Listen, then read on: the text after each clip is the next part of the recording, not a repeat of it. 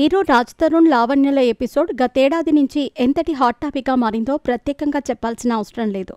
రాజ్ తరుణ్ తనను పెళ్లి చేసుకుంటానని మోసం చేసి తనను అన్ని విధాలుగా వాడుకొని వదిలేసి వేరే అమ్మాయితో ప్రేమలో ఉన్నాడంటూ లావణ్య మొదట్లో పోలీసులకు ఫిర్యాదు చేసింది. అప్పటి నుంచి మొదలైన వీరి తతంగం ఇప్పటికీ ఏదో ఒక అంశంతో వార్తల్లో నిలుస్తూనే ఉంది. ఇటీవలే కోకాపేటలోని పుప్పాలగూడలో రాజ్ తరుణ్ ఇంటి వద్ద ఉద్రిక్తత వాతావరణం ఏర్పడింది. రాజ్ తరుణ్ తల్లిదండ్రులకు లావణ్యకు మధ్య తీవ్ర వాగ్వాదం జరిగింది. రాజ్ తరుణ్ ఇంట్లో నివాసం ఉంటున్న లావణ్య ఆ ఇంటిని వెంటనే ఖాళీ చేయాలని అతడి తల్లిదండ్రులు ఏప్రిల్ 16న ఆందోళనకు దిగారు. ఆ సమయంలో ఇరువురి మధ్య మాటల యుద్ధం జరిగింది.